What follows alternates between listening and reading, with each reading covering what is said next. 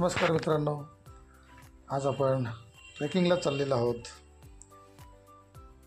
ठाणे जिल्ह्यातील मुरबाड तालुक्यातील नाणेघाट या ठिकाणी. आम्ही वाशिंदवरून मी आणि माझा मित्र बाईकनेच प्रवासाला सुरुवात केलेली आहे. आम्हाला जवळजवळ येथून वाशिंद ते मुरबाड असं जवळजवळ 25 ते 30 किलोमीटर आणि मुरबाडपासून ते नाणेघाट असं जवळजवळ 25 किलोमीटर म्हणजे एकूण 50 किलोमीटर जायचं आहे. पावसाळ्यातील निसर्ग रम्य सुंदर अशा वातावरणातून आम्ही नाणेघाटकडे जाण्याच्या मार्गावर आहोत. मुरबाडपासून पुढे टोकावडे या गावात पोचल्यानंतर इथे पार्किंगची व्यवस्था आहे. फॉरेस्टचं ते एक ठिकाण आहे. त्या ठिकाणी आमच्या बाईक आम्ही या ठिकाणी पार्किंगला लावलेले आहेत. बाईक पार्किंग करून झाल्यानंतर इथंच थोडासा आम्ही नाश्ता केला. लगेचच रोड क्रॉस करून त्या साईडला आहे फॉरेस्टनं बनवलेले नाणेघाटकडे जाणारा हा रोड. सुंदर वाट तुम्हाला दिसते आहे. त्या सुंदर निसर्गरम्य वातावरणातून चालत चालत आम्ही नाणेघाटकडे आगेकूच केलेली आहे. खूप सुंदर वातावरण आहे. आज पाऊस थोडा कमी आहे, तरीसुद्धा या सुंदर वातावरणामध्ये वाट काढत काढत आम्ही नाणेघाटकडे आगेकूच करत आहोत. खूपच सुंदर त्या काळी बनवलेल्या या पायऱ्या, त्या पायऱ्यांशी आम्ही वाट काढत काढत चाललेलो आहोत. आतमध्ये जवळजवळ आम्ही 3 किलोमीटर आलेलो आहोत आणि बघू शकता की पावसामुळे काही झाडं पडलेली आहेत. अवघड थोडी वाट झालेली आहे, तरीसुद्धा त्या अवघड वाटेतून रस्ता काढत काढत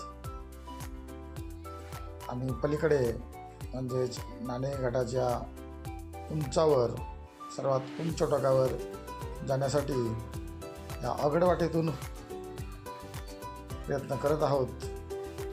माझा मित्र भारत कांबडी आणि लक्ष्मण बाबर माझ्यासोबत आहेत. त्या अवघड वाटेतून जाताना मजा येत आहे आम्हाला.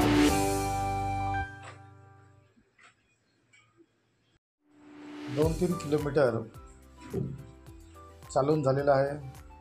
अजूनही आम्ही पुढे पुढे जात आहोत.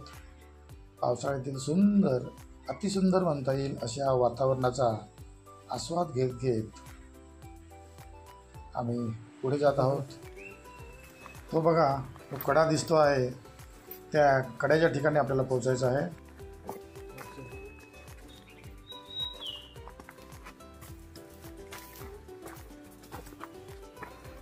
आणि एकदम भयान जंगलातून वाट काढत काढत चाललेलो आहोत आपण. एकदम झाडं पडलेली आहेत दगडात. खोऱ्यातून वाट काढत काढत आम्ही चाललेलो आहोत. हे बघा, चा आस्वाद घेत अवघड वाटा सोप्या करत आम्ही पुढे पुढे जात आहोत.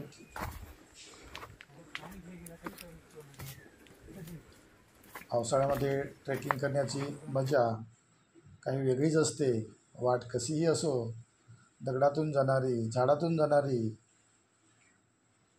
कशीही वाट जरी असली तरी ते सुंदर वातावरण आणि ट्रेकिंगची आपल्याला असलेली आवड ही आपल्याला हळूहळू डोंगराच्या माथ्यावरती घेऊन जात असते. डोंगर चढत असतानाच डोंगराच्या माथ्यावर पोचण्याच्या अगोदर, थोडा अगोदर तिथे एक सुंदर असा पाण्याचा हौद आहे. त्या हौदाजवळ आम्ही क्षणभर विश्रांती घेतली. लक्ष्मण बाबर आणि माझा मित्र भरत कांबडी. अतिशय थंड असं पाणी या हौदामध्ये आहे. लहान लहान मासे या पाण्यामध्ये आपल्याला दिसत आहेत आणि खरंच बघण्यासारखं हे दृश्य, बघण्यासारखा हा पाण्याचा हौद, त्या सातवाहनकालीन युगामध्ये बांधलेलं पाण्याचं हे हौद, निसर्गरम्य वातावरणात बसलेलं हा नाणेघाट.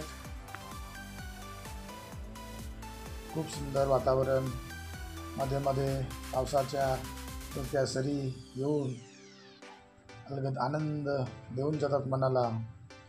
त्याच्यातच अशा सुंदर अशा घाटावरती पायऱ्या पायऱ्यांनी डोंगराच्या माथ्यावर जाताना द्विगुणित झालेला आमचा हा आनंद. कधी एकदा डोंगराच्या माथ्यावर पोहोचतोय असं आम्हाला झालेलं आहे. किती सुंदर असा तो पाण्याचा हौद. वरती गेल्यानंतर दगडाचंच कोरीव काम, म्हणजे दगडामध्येच असं पोखरून त्या ठिकाणी गुहासारख्या तयार केलेल्या आहेत. क्षणभर विश्रांती घ्यावी, उन्हाळ्यात ऊन लागू नये म्हणून देखील या जागेचा लोक वापर करत असतात. त्याच ठिकाणी उजव्या साईडला ग्रिल लावून छोटे छोटे जे पाण्याचे हौद आहेत त्यांना लोखंडी ग्रिल लावलेले आहेत, जेणेकरून त्याच्यामध्ये कोणाचा पाय पडू नये आणि ते पाणी खराब होऊ नये म्हणून. तिथेच पाण्याच्या हौदीला लागून सुंदर अशी गुहा आहे आणि ती गुहा देखील बघण्यासारखी आहे. चला, वरून जर आपण खाली बघितलं तर किती नयनरम्य असं वातावरण आपल्याला दिसते. अतिशय सुंदर. बघा गुहा, या गुहेमध्ये काही किल्ले रक्षकसुद्धा आहेत आणि या ग्रिल आपण बघू शकता. प्रत्येक हौदाला छोटे छोटे हौद जे आहेत त्या प्रत्येक हौदावरती अशा ग्रिल लावलेल्या आहेत, जेणेकरून त्या छोट्या हौदांमध्ये कोणाचा पाय पडू नये. हा बघा माझा मित्र बाबर आणि कांबडी. आपण बघू शकतो की कशा ग्रिल या ठिकाणी हौदांना लावलेले आहेत. सुंदर बघू, वरून जर बघितलं आपण खूप सुंदर वातावरण खाली दृश्य. आणि आता आपण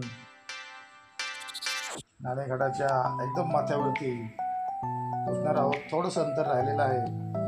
जी आपल्याला मोठी कपार दिसत होती त्या कपारीला पार करून नाणेघाटाच्या वरती आपल्याला ज्या ठिकाणी दगडी रांजण मोठा बनवलेला आहे त्या दगडी रांजणाजवळ आपल्याला जायचं आहे. आपण बघू शकता पुन्हा एकदा असे बसवलेले आहेत पाण्याच्या ठिकाणी. अतिशय सुंदर वातावरण आहे आज. पावसाळ्याचे दिवस,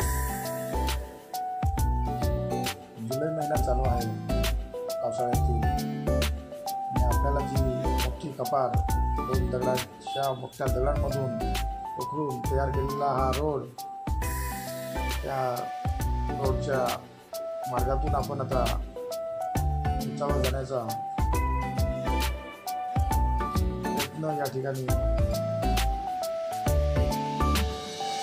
असा दोन दगडांच्या मधून कोरून काढलेला रोड. असं म्हणतात की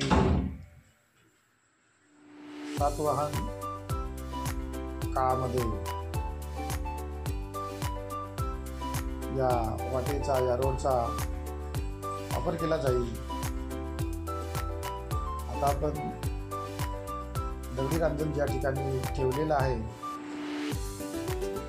त्या ठिकाणी पोचणार आहोत. आणि हा बघा नाणेघाटाचा सर्वात उंच टोक, वरचं टोक, त्या ठिकाणी आपण पोचलेलो आहोत.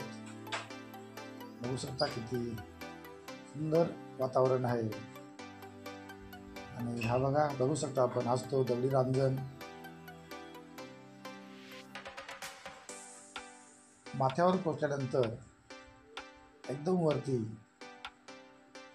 त्या ठिकाणी हा रांजण असा बसवलेला आहे. त्या ठिकाणी त्यात पाणी देखील आहे.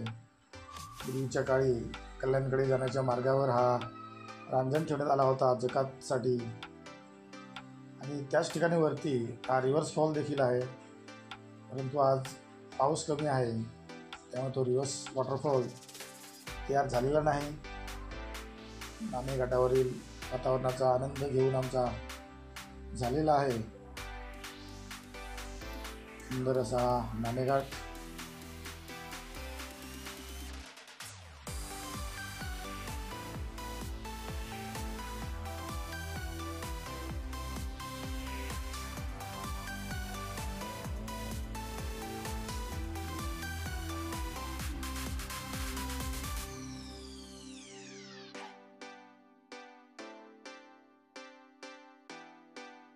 नाणेघाटाचा पूर्ण परिसर, रिव्हर्स वॉटरफॉल, वरती असलेले छोटे छोटे पाण्याचे हौद आणि सुंदर असं वातावरण बघून झाल्यानंतर आम्ही आता परतीच्या मार्गाने परत चाललेलो आहोत.